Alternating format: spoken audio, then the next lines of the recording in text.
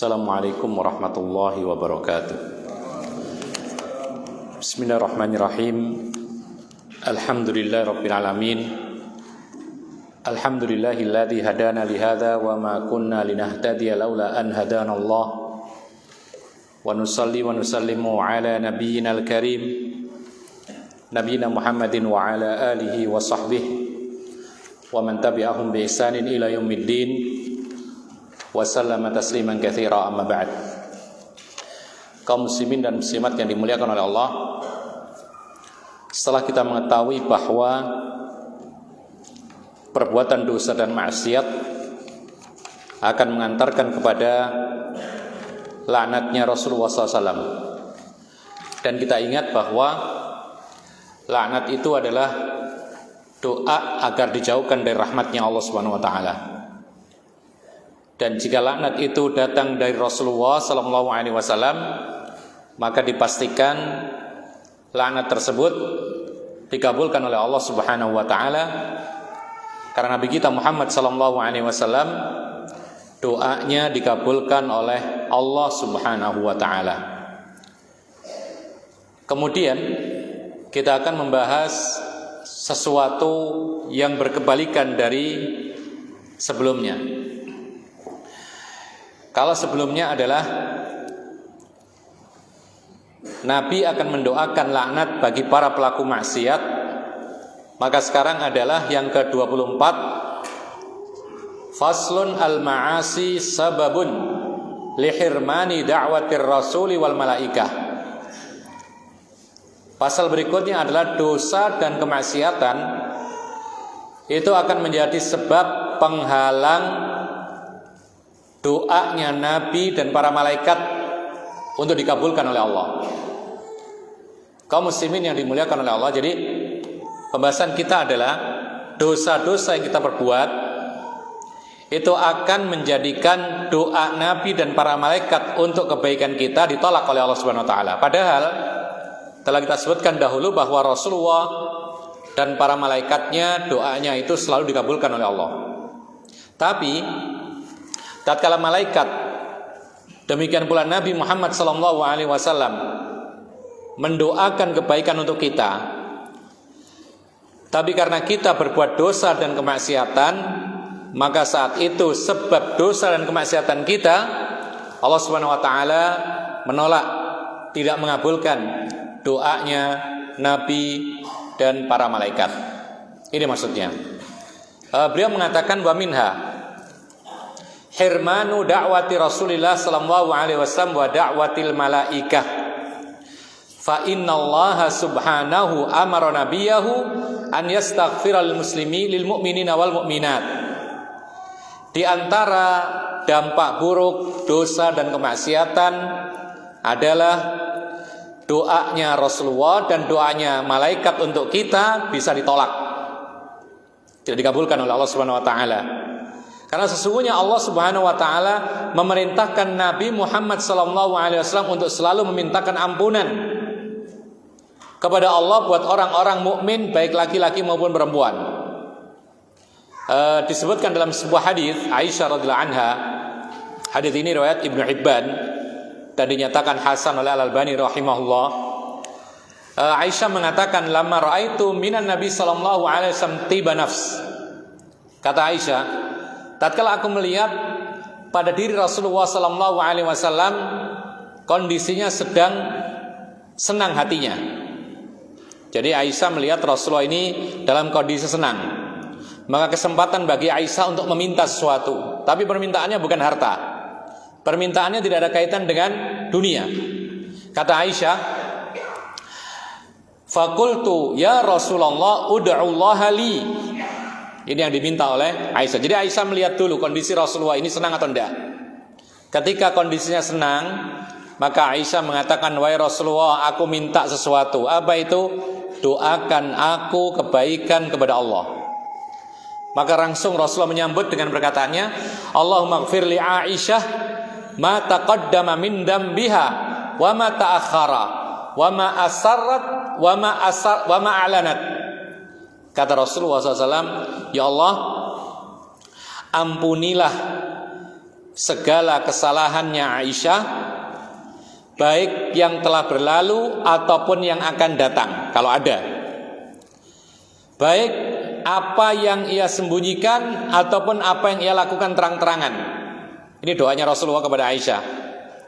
Maka fadhahikat hatta saqata ra'suha fi hijriha minadh-dhahik. Maka begitu senang Aisyah sampai dia tertawa, karena senangnya itu disebutkan dalam hadis sampai kepalanya itu yaitu terjatuh, maksudnya terangguk-angguk gitu loh. Saking senangnya dia ini, gambaran kesenangannya adalah dia sampai menampakkan bahwa dirinya begitu luar biasa senangnya dengan doanya Rasulullah, karena beliau tahu bahwasanya doanya Rasulullah ini makbul. Ya, tidak seperti doanya orang lain, bisa dikabulkan bisa tidak. Karena doanya Rasulullah SAW itu makbul, dan yang diminta oleh Nabi Muhammad untuk Aisyah adalah doa yang terbaik. Apa itu? Ampunan. Makanya ujung-ujungnya kita ini minta ampunan dari Allah. Kalau sudah diampuni dosa kita, maka kita dimasukkan surga. Ya. Jadi rincian doa-doa yang sangat banyak. Kita minta ini, kita minta itu, kita minta kesehatan, kita minta kemudahan. Percuma semua kalau tidak diampuni dosa kita, masuk neraka. Tapi kalau yang diminta itu adalah ampunan Allah dari segala macam dosa, maka dia dijamin selamat dari api neraka. Makanya Aisyah itu betul-betul bahagia, senang dengan doa ini, ya, sampai kepalanya itu terangguk-angguk gitu. Ya. Kemudian Rasul bertanya, faqala laha ayasurruki du'ai? Apakah kamu senang dengan doaku ini wahai Aisyah? Maka Aisyah pun mengatakan, wa mali la yasurruni du'a'uk. Bagaimana tidak senang aku dengan doamu? Apa artinya? Doamu ini pasti makbul. Ya, dan semua orang berharap untuk diampuni dosanya. Maka Rasulullah mengatakan, ini yang menjadi pembahasan kita. Faqala Rasulullah sallallahu alaihi wasallam, wallahi innaha la da'wati li ummati fi kulli salatin. Aku bersumpah, kata Rasulullah SAW, demi Allah, itulah doaku untuk umatku semuanya di setiap kali sholat. Jadi ternyata Rasulullah selalu mendoakan umatnya, kita umatnya, ya, di setiap sholat Rasulullah. Di mana itu maksudnya?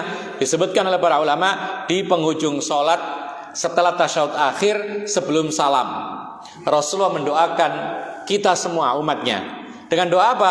Allahumma gfir li ummati ma taqaddama min dzambihim wa ma ta'akhkhar wa ma asarrat wa ma a'lanat. Itu isi doanya. Jadi Rasulullah ketika mendoakan Aisyah dengan doa ini, Aisyah sangat senang. Maka kemudian Rasulullah menjelaskan, itu juga saya doakan umatku setiap kali sholat. Yang artinya apa? Ya Allah, ampunilah dosa umatku, baik yang telah lalu atau akan datang, baik yang tersembunyi maupun terang-terangan, kelihatan. Jadi ikhwan fillah azakumullah, ternyata kita ini selalu didoakan oleh Rasulullah. Ya, saat Rasulullah masih hidup, beliau selalu mendoakan kita, karena umatnya Nabi ini mencakup dari yang paling pertama beriman kepada beliau sampai umat yang paling akhir yang beriman kepada Nabi Muhammad SAW. Didoakan ampunan dari dosa, baik yang telah lalu atau akan datang kalau ada, baik yang kelihatan maupun yang tersembunyi. Maka ini kita katakan bahwasanya doanya Nabi akan dikabulkan oleh Allah Subhanahu wa taala. Artinya kita akan diampuni dosa kita yang telah lalu atau akan datang, tapi kapan itu? Dengan syarat ini yang menjadi bahasan yang pokok, yaitu kalau kita benar-benar tidak melakukan dosa dan kemaksiatan. Karena kalau kita berbuat dosa dan kemaksiatan, terhalangi doa Nabi untuk kita, tidak dikabulkan oleh Allah doa Rasulullah untuk kita. Sebab apa? Sebab adanya dosa dan kemaksiatan. Wa qala ta'ala, Allah pun berfirman, alladzina yahmiluna al-'arsya wa man haulahu yusabbihuna bihamdi rabbihim wa yu'minuna bihi wa yastaghfiruna lilladzina amanu rabbana wasi'ta kulla syai'in rahmatan wa ilma faghfir lilladzina tabu wattaba'u sabilak wa qihim 'adzabal jahim rabbana wa adkhilhum jannati 'adnin allati wa'adtahum wa man salaha min abaihim wa azwajihim wa dzurriyyatihim innaka antal azizul hakim wa qihimus sayyi'at wa man taqis sayyi'ati yauma idzin faqad rahimta wa dzalika huwal fawzul azim. Ini doanya malaikat panjang, banyak. Apa kata Allah Subhanahu wa taala? Mereka-mereka yang memikul arsy-Nya Allah, yaitu para malaikat, dan makhluk-makhluk yang ada di sekitarnya, para malaikat yang lainnya, mereka terus-menerus bertasbih kepada Allah Subhanahu wa taala, memuji Tuhan mereka. Mereka beriman kepada Allah. Mereka memintakan ampun buat orang-orang yang beriman. Ini satu. Jadi para malaikat di sisi Allah selalu memintakan ampunan kepada Allah buat umat Islam yang beriman kepada Allah dan Rasulnya. Apa doanya? Wahai Tuhan kami, kata para malaikat, maha luas, yaitu rahmatmu melebihi segala sesuatu. Ampunilah dosa-dosa orang-orang yang bertaubat. Ini dua. Jadi pertama memintakan ampunan, kemudian diulang lagi yang kedua, faghfir lil ladzina tabu. Ampunilah orang-orang yang mau bertobat dari dosa. Jadi doanya malaikat untuk umat Islam, untuk kita semua, memintakan ampunan untuk kita kalau kita mau berhenti dari dosa. Karena taubat itu konsekuensinya berhenti. Yang pertama. Jadi konsekuensi taubat itu adalah berhenti dari dosa saat itu juga, tidak boleh ditunda. Lalu kemudian menyesali perbuatan dosa. Lalu yang ketiga melengkapi, yaitu berjanji kepada Allah tidak akan mengulangi lagi. Maka itu taubatan nasuha. Tentu saja dia melakukan hal ini, tiga hal ini, karena Allah bukan karena manusia. Itu sempurna taubatnya. Dan Islam ini agama yang mudah. Untuk taubat dari dosa cukup tiga hal. Berhenti, tidak usah ditunda-tunda berhentinya. Nyesal, kemudian yang ketiga janji tidak mengulang. Semua ini dilakukan karena Allah, bukan karena manusia. Diterima taubatnya insya Allah. Ya, beda dengan mungkin di agama-agama yang lain. Mungkin ada aliran-aliran yang menyimpang. Itu mensyaratkan kalau masuk ke suatu kelompok ini, disyaratkan harus bayar ini, kafarat ini, kemudian harus diapain begitu. Bahkan sebagian para ulama mengatakan Islam tidak mensyaratkan sebuah amalan kalau orang itu taubat dari dosa. Seperti apa contohnya? Harus dicukur kepalanya, tidak ada. Harus didenda sekian, tidak ada. Harus disiksa dulu, tidak ada. Harus dihukum demikian, tidak ada. Ya, harus diambil uangnya atau hartanya 10%, tidak ada dalam Islam demikian. Dalam urusan harta sudah ada sendiri, zakat, nafkah, sedekah ada sendiri. Jadi para malaikat memintakan ampunan kepada orang-orang yang beriman yang mana mereka mau taubat dari dosa. Kemudian wattaba'u sabilak. Demikian pula untuk orang-orang yang mengikuti jalanmu, jalannya Allah yang diajarkan oleh Rasulullah SAW. Yang berikutnya waqihim adzabal jahim, dan jagalah mereka dari azab neraka jahim. Kemudian Allah melanjutkan, Rabbana wa adkhilhum jannati adnin allati wa'adtahum. Wahai Tuhan kami, masukkan mereka kepada surga Aden yang telah Engkau janjikan. Wa man salaha min abaihim, dan juga masukkan mereka orang-orang saleh dari bapak-bapak mereka. Wa azwajihim, dan istri-istri mereka. Wa dzurriyyatihim, dan anak keturunan mereka, yaitu yang saleh. Innaka antal azizul hakim, sesungguhnya Engkau ya Allah maha perkasa lagi maha bijaksana. Wa qihimus sayyi'at, dan jagalah mereka dari segala keburukan. Wa man taqis sayyi'ati yauma idzin faqad rahimtah, dan barang siapa yang Engkau jaga dari keburukan hari itu, maka Engkau telah merahmatinya. Wa dzalika huwal fawzul azim, dan itulah kemenangan yang besar. Jadi intinya Nabi Muhammad selalu mendoakan ampunan buat umatnya, yaitu kaum muslimin dan muslimat. Para malaikat apalagi mendoakan, yaitu agar diampuni dosa-dosa umat Islam, baik laki-laki maupun perempuan. Dan yang harus kita yakini bahwasanya doanya malaikat itu makbul, doanya Nabi Muhammad itu makbul. Kalau malaikat makbul, kenapa? Disifati oleh Allah. Misalnya Dalam Al-Quran Allah mengatakan la ya'sunallaha ma amarahum. Ini satu sifat terpujinya malaikat. Mereka tidak pernah durhaka kepada Allah, tidak pernah membantah perintah Allah. Ini satu. La ya'sunallaha ma amarahum. Makanya selalu makbul doanya. Yang kedua, wa yaf'aluna ma yu'marun. Para malaikat itu selalu melakukan apapun yang diperintah, tidak pakai tanya.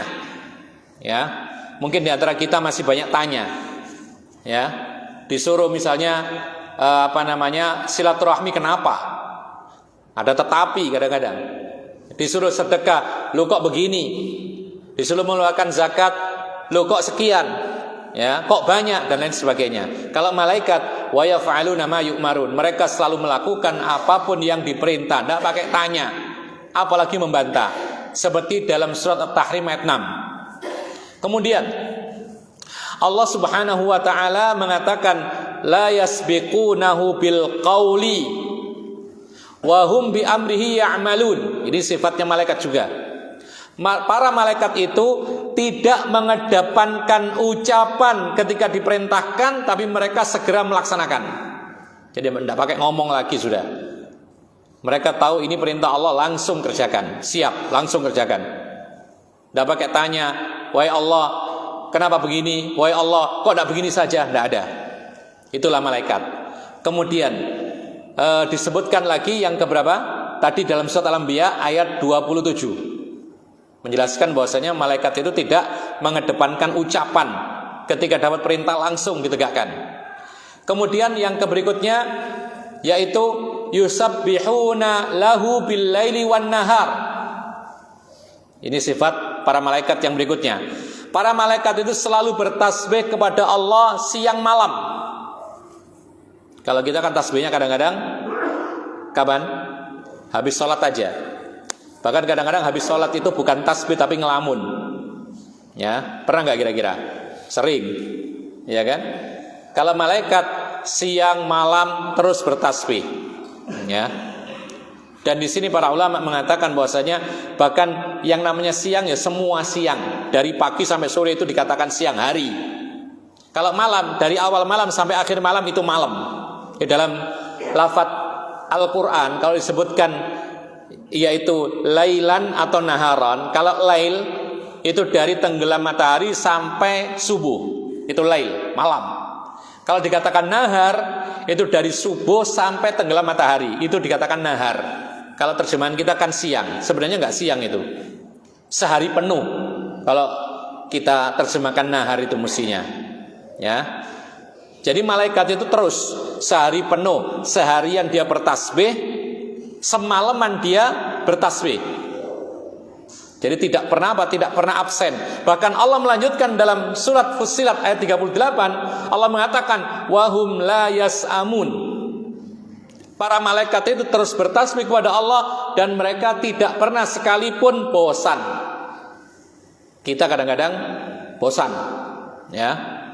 Kadang-kadang kita bosan. Kadang-kadang dalam sebuah ibadah kita merasa jenuh. Makanya hikmahnya Allah, maha bijaksana Allah itu mensyariatkan kepada umat Islam berbagai macam ibadah yang beda-beda, bervariasi. Ya. Andaikan dalam Islam ini ibadahnya sholat saja, orang akan bosan dan akhirnya meninggalkan sholat. Tapi dalam Islam ada sholat, ada puasa, ada ibadah berkaitan dengan lisan, berzikir, ada ibadah berkaitan dengan harta, sedekah, zakat, ada ibadah berkaitan dengan fisik. Apa contohnya? Sholat. Bahkan sholat itu ibadah yang paling lengkap. Fisik, rukuk, sujud, hati, niat, lisan, bacaan. Ada lagi yang lebih lengkap lagi, haji, fisik plus harta. Ada yang cuma harta saja, zakat. Ada yang hanya lisan dengan hati, zikir, dan seterusnya. Ada yang lisan saja plus hati juga, qiraatul Quran. Ini menunjukkan kepada kita bahwasanya Allah Maha tahu bahwasanya manusia itu cepat bosan. Makanya dijadikan ibadah itu macam-macam. Ada qiyamul lail, ada salat duha, ada salat sunnah yang lain, ada puasa, ada yang sunnah, ada sedekah, agar manusia tidak bosan. Makanya para ulama mengatakan ketika ada Orang yang mengeluh kan ingin mengikuti sunnah Rasul beriktikaf di masjid. Berapa lama itu? 10 hari 10 malam akhir Ramadan. Ada yang mengeluh, kira-kira ngapain lagi ya? Waktunya sudah amalan sudah mentok, tapi kok masih ada waktu, kok nggak habis-habis? Dijawab oleh para ulama, Islam itu amalannya banyak. Kalau engkau selesai baca Quran, zikir masih belum. Sudah zikir, sudah baca Quran, sholat silakan diperbanyak. Sudah ini, sudah itu, baca lagi ini, baca lagi itu, macam-macam. Bahkan ya, perbanyak sholat tanpa hitungan sekalipun, itu pun juga termasuk yang dianjurkan oleh Rasulullah SAW. Nah, malaikat diselamatkan oleh Allah dari sifat bosan. Terus berzikir kepada Allah, bertasbih kepada Allah Subhanahu wa ta'ala. Oleh karena itu, ketika ditanya para ulama, siapa sih yang lebih utama, malaikat atau manusia? Malaikat jelas berimannya. Pertanyaan sekarang, bandingan antara malaikat dengan orang yang beriman, orang saleh, lebih mulia siapakah di sisi Allah? Siapa kira-kira yang lebih mulia? Jawabannya tidak bisa dipukul langsung satu kelompok, manusia tok atau malaikat tok. Tapi para ulama mengatakan, adapun dalam kehidupan dunia, maka malaikat lebih mulia. Buktinya apa? Buktinya mereka diberikan keistimewaan lebih daripada manusia. Posisi mereka, kedudukan mereka didekatkan kepada Allah, al-muqarrabun. Ini selama di dunia. Tapi di akhirat kelak, maka manusia yang beriman lebih mulia dari para malaikat. Kenapa demikian? Mereka manusia yang beriman yang dimasukkan surga bebas dekat kepada Allah dan bebas melihat wajahnya Allah Subhanahu wa taala. Didekatkan kepada Allah Subhanahu wa taala. Bahkan ada istilah dalam sebuah hadis, Rasulullah mengatakan, tahukah kalian siapa keluarganya Allah? Para sahabat heran, masa sih Allah punya keluarga? Kan Allah itu lam yalid walam yulad, tidak melahirkan, tidak dilahirkan. Masa ada keluarga? Ya, keluarga bukan dari kelahiran. Tapi siapa mereka? Hum ahlul Qur'ani wa khassatuh. Keluarganya Allah nanti hari kiamat itu adalah mereka-mereka ahli Al-Quran dan orang-orang khusus dalam hal Al-Quran. Didekatkan.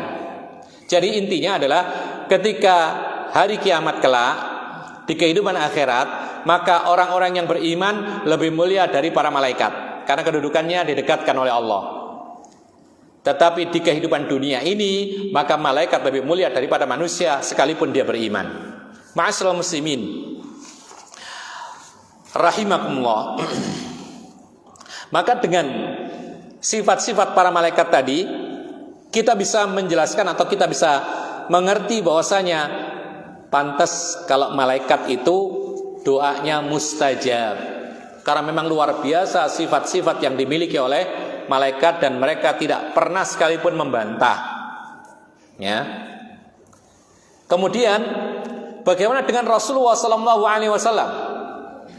Bagaimana dengan Nabi Muhammad SAW? Kenapa doanya makbul, mustajab? Dijawab oleh para ulama, apa yang dimiliki oleh malaikat itu dimiliki oleh Rasulullah. Berzikir terus menerus, tidak pernah membantah, ya, taat mutlak kepada Allah Subhanahu wa taala, dan yaf'aluna ma yu'marun. Rasulullah ini melakukan apapun yang diperintah, tidak pernah membantah, sama dengan para malaikat. Jadi itulah kenapa Rasulullah pun juga doanya makbul. Jawabannya karena Rasulullah memiliki sifat-sifat malaikat meskipun bukan malaikat. Meskipun Rasulullah memiliki nafsu, meskipun Rasulullah memiliki qarin. Qarin itu jin yang disertakan oleh Allah, ada pada setiap manusia. Dan punya keistimewaan Rasulullah ini, jin qarinnya dijadikan oleh Allah masuk Islam. Maka jin qarin yang ada pada diri Rasulullah tidak akan memerintahkan keburukan, yang diperintahkan adalah kebaikan dan ketaatan. Itu bedanya Rasulullah dengan kita. Kalau kita, qarin kita ya adalah qarin yang kafir, karena tidak ada keterangan, maka hukum asalnya mereka ini setan dan jin itu kafir. Makanya sering kita mengalami ada bisikan-bisikan untuk berbuat jelek, bisikan untuk berbuat dosa. Terutama kalau kita sendirian, ada saja hati ini ingin sesuatu yang buruk. Ini petunjuk bahwasanya qarin kita ini belum beriman. Ya, dan kita tidak boleh tertipu dengan jin yang mengatakan bahwa dia masuk Islam. Ini biasanya para peruqyah ini. Ya, para peruqyah kalau ngeruqyah orang yang kesurupan, lalu kemudian keluar suara yang tidak aslinya, lalu dia mengaku adalah jin, ya, yang sedang merasuki orang tersebut, lalu kemudian berkomunikasi. Di situ kadang-kadang banyak kesalahan. Kemudian ditanya, kamu namanya siapa? Fulan. Ya, kamu dari mana? Dari tempat yang jauh. Nah, bahayanya kalau dia mengatakan, oh saya dikirim oleh si Fulan. Ya, untuk apa? Untuk mengganggu ini. Saya dikirim oleh si Fulan, tetangganya nggak ikut apa-apa disebut. Maka yang meruqyah kadang-kadang percaya dengan perkataan jin yang ada pada orang yang diruqyah ini. Jadilah fitnah. Ya. Padahal Rasulullah SAW mengatakan shadaqaka wa huwa kadzub. Pernah memang jin itu berkata benar kepada Abu Bakar, ya, Abu Hurairah. Itu karena apa? Karena ingin selamat supaya nggak dilaporkan kepada Rasulullah. Tapi Rasulullah mengatakan wa huwa kadzub, tapi dia itu tetap pendusta. Jadi apapun yang diucapkan oleh jin maka tidak boleh kita percaya, informasi apapun. Karena kami saksikan, ya, ada sebagian peruqyah itu bangga. Dengan apa? Dengan hasil meruqyah, kemudian dia mengatakan, alhamdulillah saya meruqyah, kemudian mengislamkan jin dan tentaranya sebanyak 1 juta. Apa ini? Dari mana hasilnya? Ya dari perkataan jin. Kita katakan dia dusta. Karena Rasulullah sendiri mengatakan wa huwa kadzub, dia adalah tukang dusta. Jadi dia mengatakan demikian. Bahkan kalau dia mengatakan saya masuk Islam, itu juga bohong dia. Supaya dia selamat dari ruqyah. Karena ruqyah itu akan mematikan dia. Jadi kadang-kadang orang tertipu dengan perkataan-perkataan jin yang keluar, yaitu suaranya dari jasad orang yang sedang kesurupan, kemudian mengaku si ini dan ini, diutus ini dan ini. Bahkan kadang-kadang memfitnah, oh kemarin itu si fulan berusaha untuk mencuri ini dan seterusnya. Akhirnya terjadilah fitnah. Jadi tidak boleh kita percaya. Bahkan bila perlu tidak usah komunikasi dengan jin, diruqyah saja sampai kemudian sembuh. Ya, memang ada sebagian para ulama yang sempat mendakwai, sempat berkomunikasi, tapi tidak harus seperti ini. Apalagi kemudian terfitnah dan seterusnya. Ma'asyiral muslimin rahimakumullah. Jadi intinya adalah doanya para malaikat makbul, doanya Rasulullah makbul. Karena apa? Karena Rasulullah memiliki sifat-sifat sama dengan malaikat. Bahkan sebab-sebab dikabulkannya doa itu ada pada diri Rasulullah ketika berdoa. Contohnya begini, di dalam syarat berdoa agar dikabulkan itu harus ikhlas. Maka Rasulullah tidak mungkin tidak ikhlas. Karena Rasulullah sendiri yang memerintahkan, fad'ullaha mukhlishina lahuddin. Doalah kepada Allah dalam keadaan ikhlas. Maka Rasul ikhlas. Kemudian yakin, ini sebab terkabulnya doa. Rasul sendiri mengatakan, ud'ullaha wa antum muqinuna bil ijabah. Berdoalah kepada Allah dalam kondisi engkau itu yakin pasti dikabulkan. Dan itu ada pada diri Rasulullah. Dan itu sebab dikabulkannya doa. Kemudian Rasulullah mengajarkan kita bagaimana doa itu diterima. Ada adab-adabnya. Dan Rasulullah pasti tidak hanya mengucapkan dengan lisan, tapi dipraktekkan dalam kehidupannya. Ketika doa dia adakan adab. Menyebut nama-nama Allah, berdoa dengan sungguh-sungguh, berdoa di tempat-tempat yang mustajab, di waktu-waktu mustajab, berdoa meninggalkan keharaman dan dosa.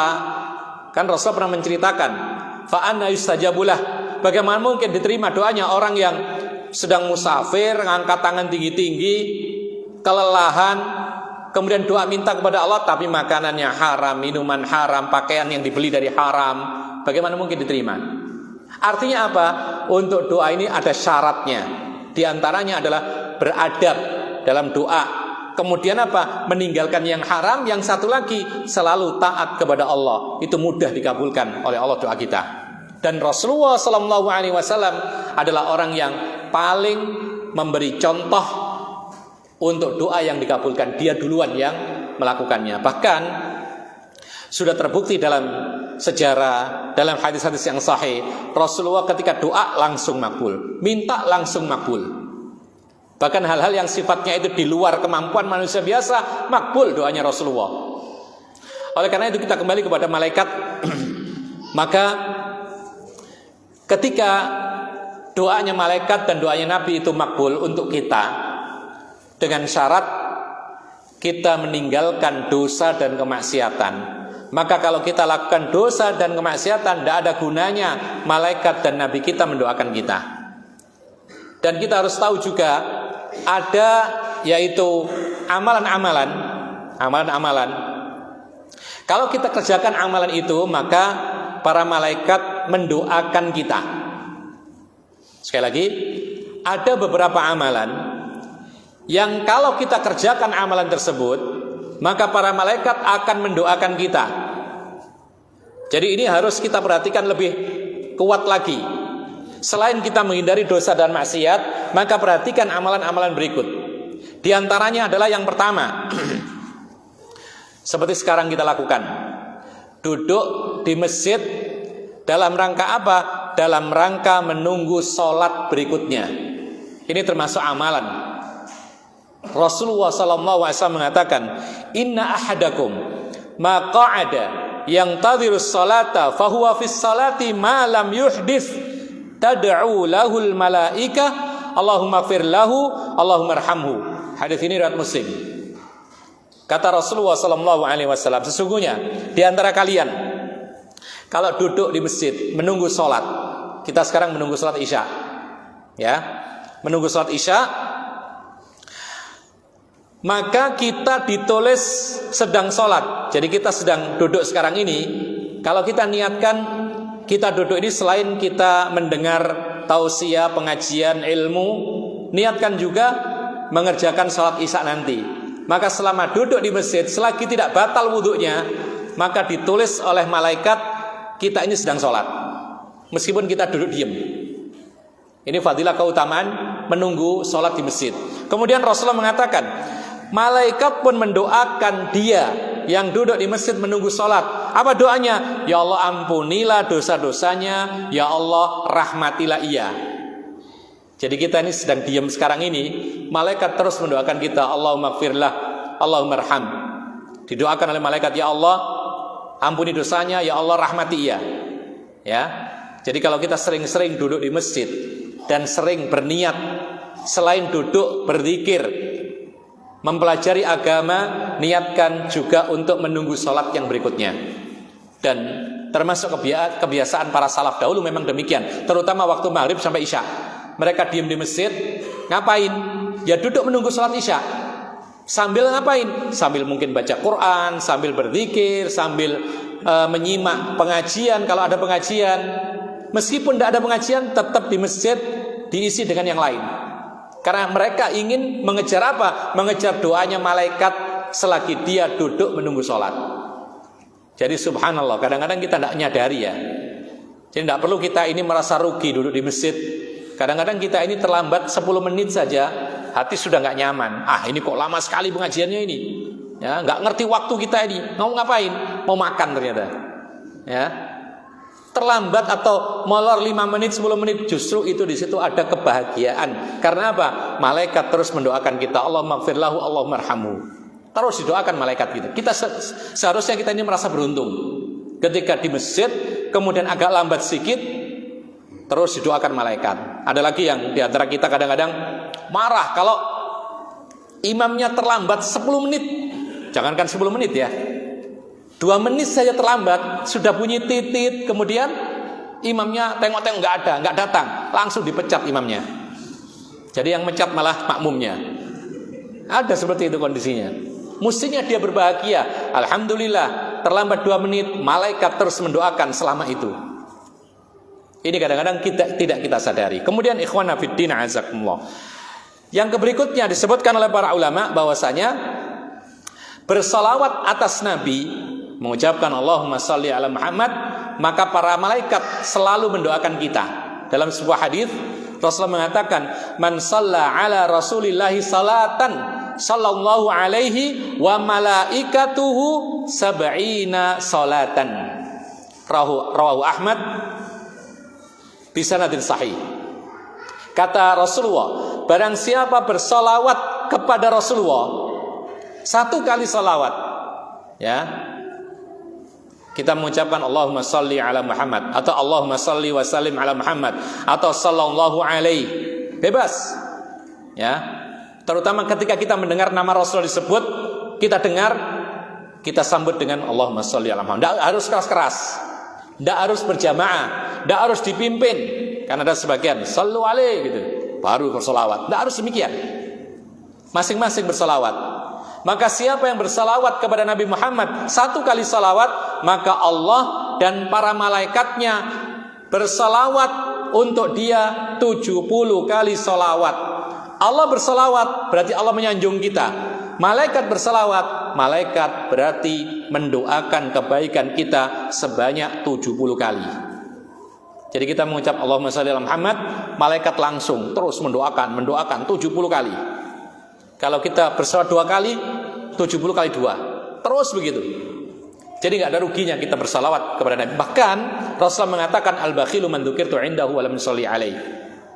Orang yang bakhil itu adalah orang yang tatkala disebut namaku tapi dia diam, tidak mau bersalawat kepada aku. Allahumma shalli ala Muhammad. Yang ketiga, yaitu ketika kita mendoakan saudara kita dan saudara kita ini tidak tahu. Ini kemuliaan doa atau mendoakan sesama muslim, sedangkan yang didoakan itu tidak nyadar kalau didoakan, tidak ada di tempat. Maka saat itu doanya makbul dan malaikat pun mendoakan semisal itu. Kadang-kadang kita mendoakan, kita ketemu orang, dia nyalami kita, kita jawab, lalu dia mendoakan, kita doakan. Bagus, saling mendoakan.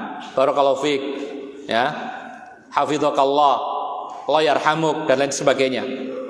Ini doa kebaikan. Dan itu doa seperti ini, ya kadang-kadang hanya basa-basi saja. Tapi kita nggak boleh suudzon. Kita anggap itu benar-benar doa. Tapi yang benar-benar ikhlas, orang mendoakan ikhlas karena Allah, itu ketika mendoakan saudaranya muslim, sementara yang didoakan tidak ada di hadapannya. Kita punya sahabat, mungkin dahulu kita pernah punya sahabat, lalu terpisah. Mungkin karena pekerjaan kita tinggal di kota A, dia tinggal di kota B, tapi kita masih ingat dia orang yang baik. Lalu kita doakan, Allahumma fir li fulan. Fulan ini sahabat kita. Dia tidak dengar. Maka para ulama mengatakan ini adalah salah satu doa yang ikhlas. Kenapa demikian? Karena dia doa sedangkan yang didoakan tidak tahu. Sementara kalau dia tahu, bisa jadi tidak ikhlas, bisa ikhlas juga. Oleh karena itu Rasulullah mengatakan, da'watul mar'il muslim li akhihi bi dhahril ghaib mustajabun 'inda ra'sihi malakun muwakkalun kullama da'a li akhihi bil khair qala al malakul muwakkalu bihi amin walaka bimithlin. Rawahu Muslim. Kata Nabi SAW, doa seseorang muslim kepada saudaranya sama muslim ketika saudaranya tidak tahu, tidak di hadapannya, maka doa tersebut pasti dikabulkan oleh Allah. Ya. Kenapa demikian? Di sisi kepalanya ada malaikat yang ditugasi oleh Allah Subhanahu wa taala untuk mengucapkan amin. Kabulkanlah, amin itu kabulkanlah. Istajib. Setiap kali orang ini mendoakan saudaranya yang jauh.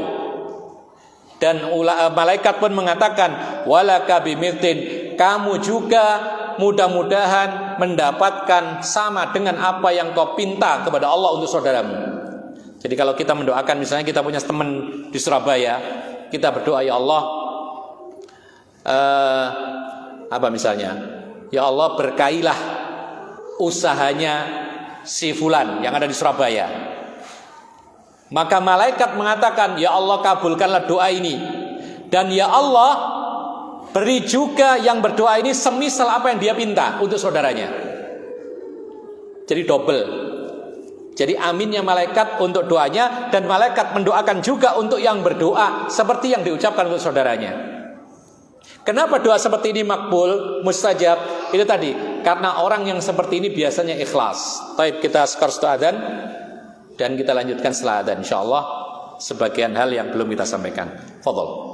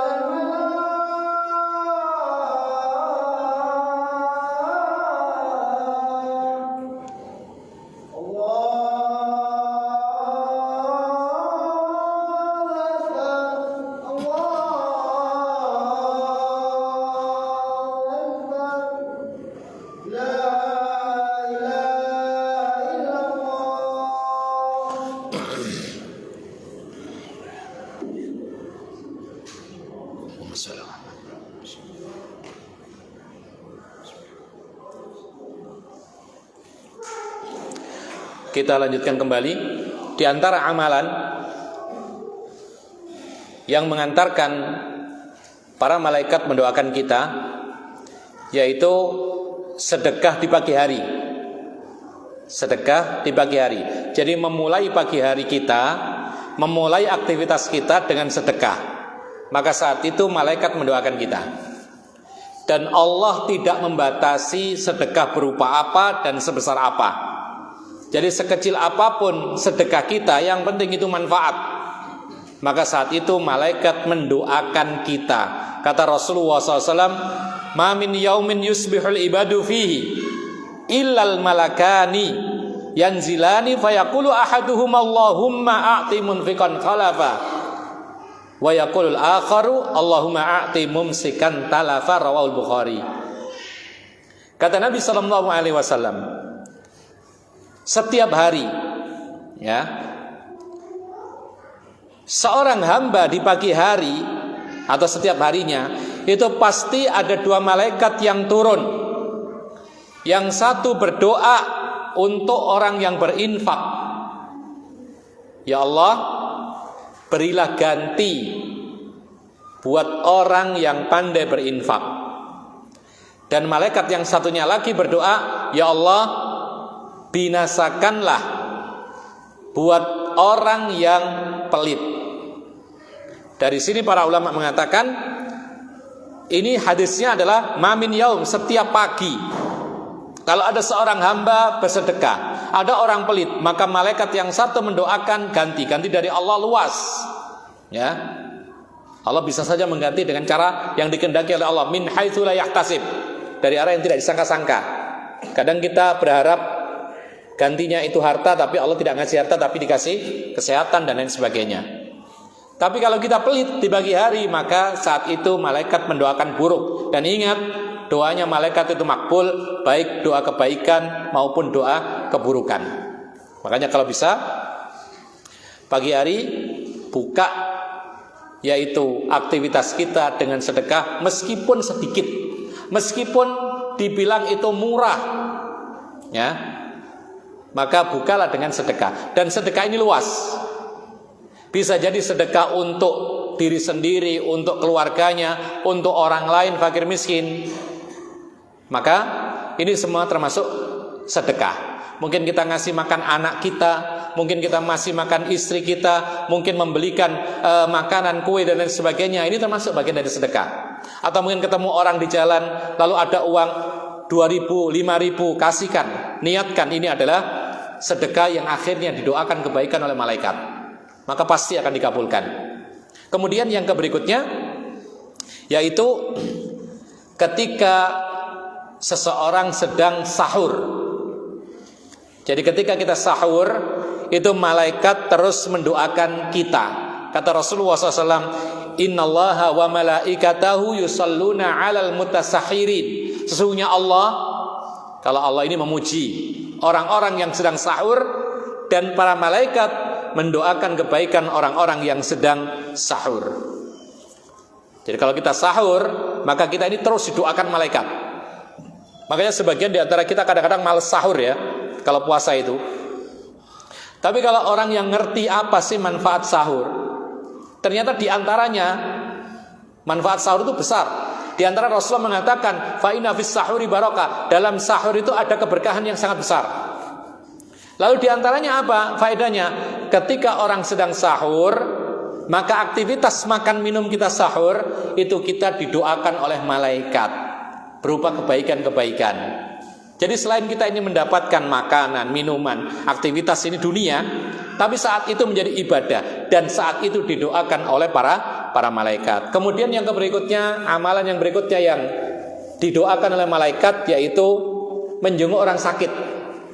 Ya, Rasulullah SAW mengatakan, "Ma min muslimin 'ada akhahu illa ibta'atsallahu lahu sab'ina malakan yusalluna 'alaihi min ayyi sa'atin nahari hatta yumsiya wa min ayyi sa'atil laili hatta yusbiha." Kata Rasulullah SAW, kalau ada seorang muslim menjenguk saudaranya yang sakit, kita tahu ada saudara kita sakit, kita jenguk, meskipun sebentar, meskipun tidak bawa apa-apa. Kadang-kadang kita merasa tidak nyaman kalau nggak bawa apa-apa, akhirnya nggak jadi jenguk orang sakit. Ya, padahal orang sakit itu kadang-kadang nggak butuh yang namanya pemberian, nggak butuh oleh-oleh. Dijenguk saja, disemangati saja, dihibur saja, sudah bahagia luar biasa. Maka Rasulullah mengatakan, kalau ada orang Islam menjenguk saudaranya yang sakit, maka Allah mengutus 70 malaikat yang terus mendoakan kebaikan untuknya, kapanpun waktunya, baik siang ataupun sore. Ya, kapanpun waktunya, terus didoakan oleh para malaikat. Dan yang terakhir, amalan yang membuahkan doanya malaikat, yaitu mengajarkan suatu kebaikan kepada orang lain. Kebaikan apapun. Jadi niatkan untuk apa? Untuk mendapatkan pahala. Dan ketika kita mengajarkan kebaikan bermanfaat, maka malaikat terus mendoakan kita. Kata Rasulullah SAW, Innallaha wa malaikatahu wa ahlus samawati wal aradhin hatta namlatu fi juhriha wa hatta al-huta la yusalluna ala muallimin nasil khair. Rawahu Tirmidzi. Kata Nabi SAW, sesungguhnya Allah bersalawat kepada orang tersebut, yaitu Allah memuji para malaikat, penduduk langit ya para malaikat, kemudian penduduk bumi semuanya, manusia, bahkan disebutkan sampai semut di liangnya, sampai ikan-ikan di lautan, mereka mendoakan kebaikan untuk orang yang mengajarkan kebaikan kepada manusia. Sekecil apapun kebaikan diajarkan kepada manusia, maka saat itu Allah memuji dan para malaikat mendoakan orang tersebut, yaitu apa? Yaitu kebaikan. Kebaikan di sini mencakup dunia dan akhirat. Ikhwanna fiddin azakumullah, itulah yang bisa kita sampaikan. Jadi kesimpulannya adalah dosa dan maksiat yang kita lakukan berakibat doanya Rasulullah dan para malaikat untuk kebaikan kita terhalangi, terhijabi. Sehingga akhirnya ditolak oleh Allah. Meskipun yang berdoa adalah Rasulullah, meskipun yang berdoa adalah para malaikat untuk kita. Tapi karena adanya maksiat dan maksiat yang kita lakukan terhijabi, tidak dikabulkan oleh Allah Subhanahu wa taala.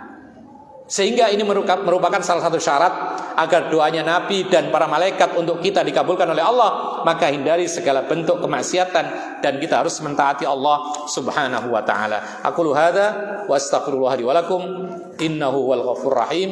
Subhanakallahumma bihamdika asyhadu an la ilaha illa anta astaghfiruka wa atubu ilaik. Assalamualaikum warahmatullahi wabarakatuh.